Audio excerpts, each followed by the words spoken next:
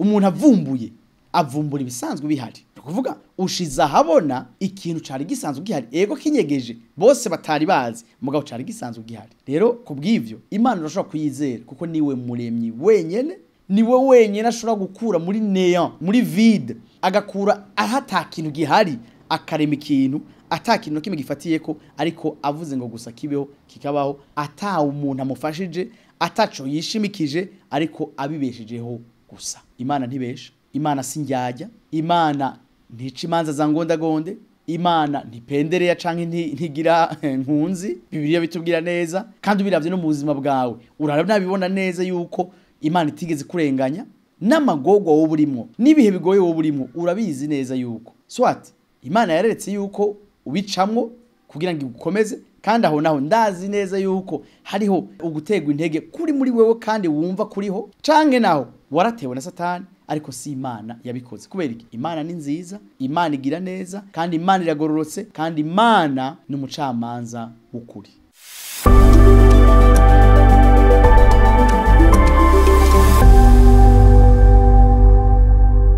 Shalom ndabaramukije bakunzi ba Ubugingo Busagutse TV turabakiriye kuri chaîne yacu ariyo yanyu kandi turabakunda cyane kaze kuri chaîne yacu mwibuke gufyonda subscribe canke s'abonner hama nako gakengera nako nyene mugafyondeko kugira ngo mwame muri ku mwanya mu gihe turiko turashirako ibiganiro bishasha no mu gihe turiko turabazanira ibindi biganiro mutari mumenyereye kuko tuzokwama imisi yose tubazanira ibibafasha ibibahagurutsa nibibatera intege muri uru rugendo turimo tuja mu ijuru kandi tuganziriza Imana yacu ngaha muri nosi rero muri mu kiganiro Be Lifted Up muri kumwe na Pasteur Jean-Claude Midogoro hama tugiye kuba mu mwanya mwiza wo kuterana intege mu mwanya mwiza wo guhagurutswa n'ijambo ry'Imana hamwe n'ivyizigiro muri Kristo Yesu kugira ngo tubashe gukorera Imana yacu ntitwaziye ubusa ntitwaje gutembera ntitwaje kugihamana ntituri ngaha paraza ariko turi ngaha nk'abami n'abaherezi kugira ngo dukorere Imana yacu kandi Imana yacu ihabwe ishimwe ihabwe icubahiro biciye mu buzima bwacu mu bikorwa byacu mu mibereho yacu mu nyifato n'amajambo yacu abantu batubone nkuko Bibiliya bitubwira maze bashimagize Imana data wo mwijuru ariko kandi nkuko icubahiro cyose ari gwiwe reka tubanze tumuhe icubahiro hama tubandanye ikiganiro cacu data mwiza mu izina rya Yesu Kristo turaguhaye icubahiro kandi turagushimiye turongeye mwami mwiza kugushira hejuru muri kino kiganiro tukwereka ababene data bose bariko baradukurikirana ngo ubagirire neza ubahezagire ubakomeze ubirure kandi uduhane umugisha kumwe nabo igihe tugiye kwinjira muri aya majambo yawe waduteguriye uno munsi umwe wese ahakure isomo umwe wese ahakure imfungurwa z'umutima wiwe umwe wese ahakure ivyizigiro by'ubuzima bwiwe kugira ngo tubashe gushitsa imigambi yawe hano kuri nosi turaguhaye icubahiro kubiza gukoreka byose nuhabwe icubahiro mwami mwiza mu izina rya Yesu Kristo tusenze twizeye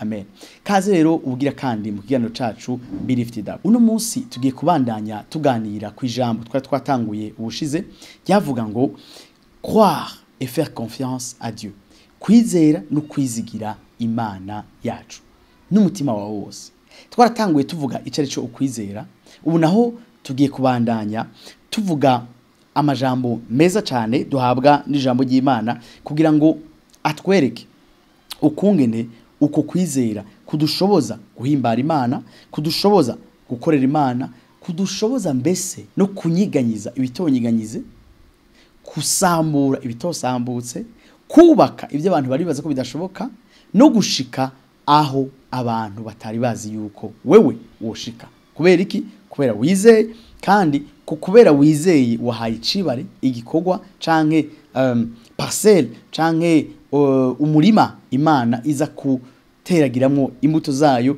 maze hagaca havuka ibikorwa bikomeye mu buzima bwawe mu buzima bw'abantu mbese no muri nosi reka rero tutangure tuvuga kino kintu ukwizera nuguhimbara kandi no gushimisha ububa yaguhaye ijambo wizerereyemo ikintu turakibona mu Baheburayo igice ca 11 ku murongo wa 6 aho ijambo ry'Imana ritubwira ngo kandi utizera ntibishoboka ko ayihimbara kuko uwegera Imana akwiye kwizera yuko iriho igaha impera abayirondera ngo utizera ntashobora guhimbara Imana ngo kuko uwegera Imana wese ategerezwa kwizera yuko Imana igizene iriho kandi iha impera abayirondera. Ariko ndashaka gushingira kuri aka kajambo ka mbere kavuga ngo dutegerezwa kwizera kugira ngo tuyihimbare. Kubera iki? Ni wiyumvire nawe igihe nk'ubu wo kwama imisi yose uvuga ngo ejo hazobiki kandi uzi neza ko kizoba, canke ejo nzokora iki kandi uzi neza ko uzogikora, ariko ntihagire umuntu numwe yizera ivyo uri kuravuga. Bakamba bariko baravuga bati oya wewe niko wama, canke turakuzi, turazi amikoro yawe, turazi ivyo ushoboye, turakuzi mu buto bwawe, wewe ico kintu n'ukuri ntitwizeye yuko ugishoboye. Wewe wo kwiyumva gute igihe ijambo ryose wewe uvuga atanumwe yizera yuko ari y'ukuri? Igihe igikorwa cyose ukoze atanumwe yizera ko ari wowe wagikoze, ntiwumva yuko nawe woca ubabara kuko ubona umengo barakurenganije, kuko ivyari kuba gwawe nk'icizere, ivyari kuba gwawe nka confiance abantu bari gutegeza kukugirira, ivyari kuba gwawe nk'umwimbu w'abantu bakuza ko canke bagushimira canke baguha ico bita mu Gifaransa estime canke ugushimwa no gushimagizwa, batabiguhaye kandi wari ubimerita, wari ubikwiriye kuko ico kintu ari wagikoze canke wari ukivuze. Rero nimba wumva wowe byo kumerera nabi nawe bitokunezera, niko no ku Mana bimeze. Imana nayo ntushobora kuyihimbara mu gihe utari kurizera icambere yuko iriho, yuko ari umuremyi, yuko utapfuye kubaho, yuko ibintu bitapfuye kubaho, yuko ibiremwa canke ibintu byose ubona atari kimwe bamwe bakunze kuvuga ngo ni Big Bang, mu byaraturitse hama birabaho, ariko kizera yuko hari umuremyi. Igihe rero utizeye ko hari umuremyi n'ukuri Imana ntinezerwa.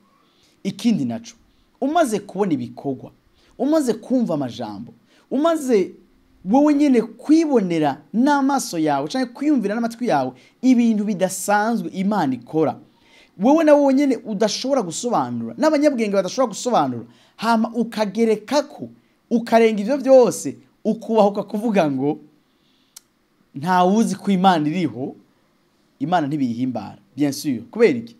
Ni nkuko uvuze ngo ivyo nabonye n'ivyo numvise canke n'ivyo wewe wakoze Mana waremye washizeho, umengo haracari akantu katameze neza katanyemerera kuvuga ngo Imana iriho. Biratangaje cyane ukungene abita abanyabwenge binosi rimwe rimwe bagera ku rugezo aho badashobora gusobanura ibiriho n'ivyaremwe canke n'ibiboneka, bagaca bavuga ngo hagaragara yuko hari ubushobozi kanaka bwoba buhetse canke bushigikiye bino bintu, mugabo ntibubahuke kududurira ko kuvuga iryo jambo ati hariho Imana, ariko bananiwe gusobanukirwa ibintu biriko biraba canke ivyo babonye. Ariko ico nikigutangaze nuko systeme y'isi ukungene isi yiyumvira, ukungene isi irongowe, si Imana yabishizeho, ni Satani yabishizeho. Rero ico nyene iyo systeme y'isi cyangwa ukungene isi yiyumvira bigwanya iciyumviro cuko hari Imana, kugira ngo Satani ashobore guhenda benshi bashoboka baje kure y'Imana. Ariko ico wewe nanje ntiturimwo, ko wewe nanje turizera yuko Imana ihari. Ariko nanje nshaze gusobanurira ndakwereka yuko iyo umuntu utamwizeye cyangwa wizera ijambo ryiwe cyangwa ibikorwa byiwe biramubabaza ntibumunezera, ni Imana nico gituma itubwira mu Baheburayo 11:6 ngo utizera ntashobora kuyihimbara. Rero wizere hamuyihimbare kandi umenye ko nimba uyizeye urayihimbara, kuko utegerezwa kwizera yuko iriho kandi izoguhimbera nimba uyirondera. Hari na byinshi imbere byo gutuma no munsi wizera Imana. Icambere nuko Imana ari mushobora byose, Imana ntinanirwa. No kuvuga yuko nimba hari ijambo mu ijambo ryayo Bibiliya rivuga ngo jewe nzokora iki canke nshoboye gukora iki, ico kintu urashobora kucizera no vuga nti 200% kuko cavuzwe kandi canke cahumetswe canditswe n'umuntu adashobora kunanirwa n'ikintu na kimwe, kuko vyose niwe yabiremye. Ica kabiri gituma tumwizera nuko nta wundi muremyi tuzi, nta wundi muntu numwe, nta kindi kiremwa na kimwe kirigera kigaragara nk'umuremyi. Umuremyi ni umwe. Ko kubera iki? Kuko ico kiremwa canke uwo muntu ntarigera agaragaza yuko ashoboye kurema, imbare mu muntu, imbare mu bikoko canke arema ibiterwa, nta muntu n'umwe. Nabijya twumva ngo ama OGM canke ama organisme génétiquement modifié, kuvuga yuko ibiterwa vyahinduwe mu kubaho kwavyo muri nature ico biri. Nuvuga bahinduye mugabo bahinduye igisanzwe gihari. Naho ndigera mbona ngo igiterwa caremwe na laboratoire kanaka ngo kitigeze kubaho mu isi ngo ngiki rero ngo caje. Oya, bama bafatira ku bihari bagahindura ibihari. Kanatsinda iyo twumvirije n'amajambo y'abanyabwenge bavuga ngo iki? Nama découverte. On découvre ce qui existe déjà. Umuntu avumbura ibisanzwe bihari. Kuvuga ushiza habona ikintu cari gisanzwe gihari, ego kinyegeje bose batari bazi, mugabo cari gisanzwe gihari. Rero kubw'ivyo Imana urashobora kuyizera kuko niwe muremyi wenyene, niwe wenyene ashobora gukura muri néant, muri vide, agakura ahata kintu gihari, akarema ikintu atakintu kimwe gifatiyeko, ariko avuze ngo gusa kibeho kikabaho, ata umuntu amufashije, ataco yishimikije, ariko abibeshejeho gusa. Ica gatatu gishobora kugutera intege kumwizera nuko ari umugororotsi kandi ari umucamanza w'ukuri. Imana ntibesha, Imana sinjyajya, Imana ntica imanza za ngondagonde, Imana ntipendereya canke ntigira nkunzi. Bibiliya bitubwira neza, kandi ubiravye no mu buzima bwawe urabona neza yuko Imana itigeze kurenganya. N'amagorwa wowe urimo, n'ibihe bigoye wowe urimo, urabizi neza yuko swat Imana yareretse yuko ubicamwo kugira ngo igukomeze, kandi aho naho ndazi neza yuko hariho ugutegwa intege kuri muri wewe kandi wumva kuriho, canke naho waratewe na Satani, ariko si Imana yabikoze. Kubera iki? Imana ni nziza, Imana igira neza, kandi Imana iragororotse, kandi Imana ni umucamanza w'ukuri. Ikindi naco cyo gutera intege yuko Imana uyizera muri byose ukayizigira, nuko Bibiliya tubwira mu cete ca mbere ca Yohana mu gice ca 4 ku murongo wa 15 ngo Imana ntifise urukundo. Oya, Imana ntitanga urukundo gusa, oya, ariko Imana ubwayo ni rukundo. Ni wiyumvire nawe, Imana yacu ntifise, oya, iri. Imana ni rukundo. Nukuvuga yuko kugukunda, kukugirira neza kubera urukundo gufitiye, wewe kuguha amahirwe meza, kugukorera ibintu vyiza, si ibintu ija gutira canke kurondera, niciri. Rero urashobora utihenze, urashobora kwizera no kwizigira Imana yacu kuko ntibesha, kandi ni rukundo, kandi nta kindi zi gukora atari ugukora ineza. Hari ubigeze kuvuga ati